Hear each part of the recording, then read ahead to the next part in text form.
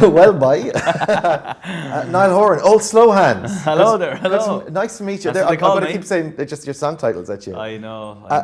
I'm sure you've had it all day. My own fault. You've met loads of people today, have you? Yeah, I've had quite a few, but I'm all good. Yeah. You're number one. Really? We're starting again. I bet you say that to all the boys. Were you home for the Christmas? Yes. How was I was it? home for Christmas. I didn't get in this year till Christmas Eve, which was a shame because I usually like to try and get in a few days before, but I was working right up until Christmas. Okay. In the States. Yeah. And back for about 10 days, and then was back over to America. But it was great. It was just nice and chill. Did nothing. Just sat around at home. Actually, it's a lie. Did a bit of drinking, and we had me and a group of my mates. We had a charity football game, soccer game at our local GAA grounds, weirdly enough. And we raised €20,000 for our local hospice, which was Fair play, fantastic. Yeah, the Northwest Mead Hospice, which was unreal. So, and then we drank the heads of ourselves again. So it was just chilled and drinking and football. The ideal way to spend a Christmas, New Year's Exactly. break. When you say you're working, new album out, new single, No Judgment. Yep. How do you do it? What sneaky business were you playing at when you were in one? Because I have this theory, right, that when you were in One Direction, you were meeting people and shaking hands, meeting producers and going, I like the way he does stuff, I like the way he does stuff. And then when I go out on my own, I'll know the names of all the best people. Is that what happened? No, actually, a lot of these, the last couple of singles and Slow Hands, all from the same guys that did One Direction. Oh, really? Right. Like, we're just very close, and it doesn't feel like we're working. It feels like we're just jamming and doing what we all love, which is making tunes, and then they all happen to be from the same place, weirdly enough. But it's fun, isn't it? It is fun, yeah. There's a funny thing with you came on over the phone on my radio show years ago, and this is when you were in the band. You were in a band before, were you? I think so. Yeah. Something like that. I heard them mentioning it.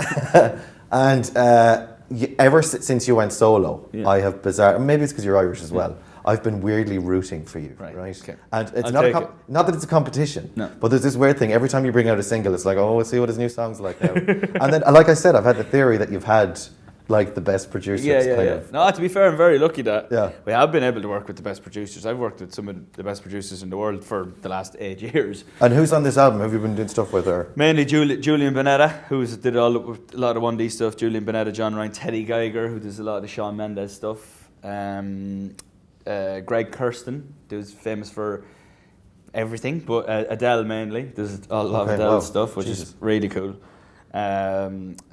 Jamie Scott, who I do a lot of writing with too, did some of the 1D stuff with me too. So I went for dinner with everyone the other night in LA, and I was like, thank you for being part of the album. There was only about 10 of us.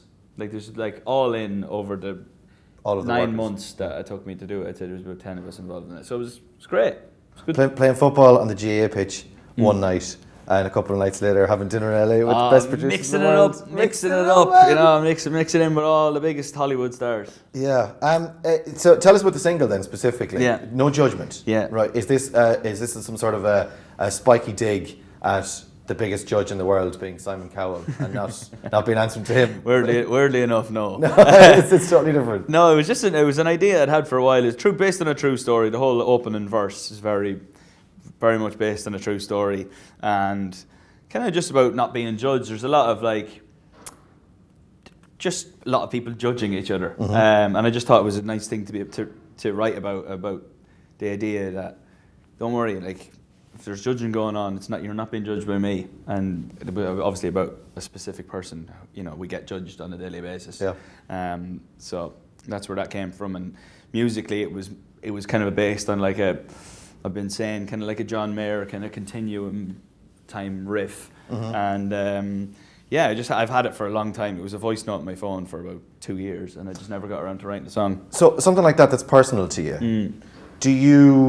How do you feel putting it out then? Just like it's like a page from your diary or something. Yeah, honestly, those kind of songs are, but I actually don't mind it. Like that's what I do. I'm a songwriter from start. And I wouldn't say I was the best communicator in general in life, so that's my way of doing it. And then when it comes out, I mean, if someone asks me who's it about, I can just go, not telling you. Yeah, or anyone. And then that's the end of that. And what I always do say to when I get asked that question, it's like, you make it something about your own life. Like I try and like write songs, and then I want people to make it about themselves. Like there's some of my favorite songs of all time. I still don't know what they're about because I wasn't in the room when it was written. But it just makes a good song. But it's just a great song, and when it's something personal like that, and let's say, for instance, it's something negative or something you want to get off your chest, how do you feel better having done it? Oh yeah. Oh right, okay. Yeah, a lot. Well, I hear a lot of people saying it's like a form of therapy if you do it by songwriting. You know, by sitting down and just kind of getting rid of it. And I'm constantly writing stuff down anyway, like full verses or titles or something like that, and every time I write something down, it's like, right, there's another one, especially the more negative stuff. Yeah, kind of knock it off, and before you know it, you're on a clean slate. It's free therapy. It's great. Actually, you get paid for it. You're the therapist. It's the only therapy session that I actually get paid for. You make the money for it. Yeah, you're probably going to need some therapy once you're done with your tour with Lewis Capaldi. Your best friend in the world, is it that how you described him? Yeah, that's what we say. Yeah. I know. We get on. We do get on very well. Oh yeah, clearly, yeah. He seems to be a very funny guy. Did you guys meet at something, or did you see each other online? How did it come about that you guys were going on tour together? Well, I've seen him when he very, very first started. Right. And there was a video online that a cousin of mine showed me, and then I just kind of DM'd him, and I said if you ever need any advice or if you'd like to write a song or go for a pint or anything, I just said I loved his voice and loved what he was writing. That was very early on. And I was in there early. Yeah. I knew him before he was anybody. Yeah, exactly. And then, we just became mates straight away, to be fair. It was just one of those like, very like Celtic, Scottish and the Irish connection, blending together there very easily. Pints, probably. That's something. We literally had about 8 pints when Ireland played England in the Grand Slam final in 2017 or whatever it was. Right. So it's been a while. Yeah, we've known each other for a few years. And then we'd always talked about, when Lewis started, to get on top of things in America. We talked about it when we'd had a few drinks, but we'd never actually done anything about it. So I was like, texting one day, I was like, no, seriously, shall we do it? And now it's happening, and we're going, and it's going to be great. We're playing arenas in North America. I'd love to go. It's just, I've got 2 kids. I'm 39 years of age. I live vicariously. Could you take some videos and put them on the internet for us, and we'll just... I'll make sure there's a videographer there specifically for you. Just, if you could send these to him. We'll share them with your life on the Insta or whatever. We saw on Jimmy Fallon, you're doing the accents. It's been everywhere. Yeah. It's blown up. It's exploded. We're from Cork's RedFM. Cork accent? Can you go on? Boy, listen, it's nonsense. I was just doing it. It's inevitable, isn't it? It's not. Listen, boy. I don't know.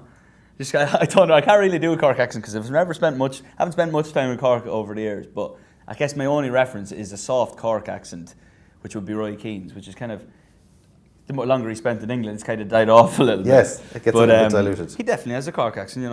I don't know whether I'm mixing it up between Cork and Kerry or not because I haven't spent enough time, as I said. But no, it's probably the answer to that. Could you say Cork's RedFM in a Cork accent for us? How you doing? It's Niall Horan here. If you're listening to Cork RedFM, keep listening. Lots of love. Well played. Niall, thank you so much for your time, sir. Thanks very much. It was great to see you. Thanks a million, man. Brilliant. Cheers.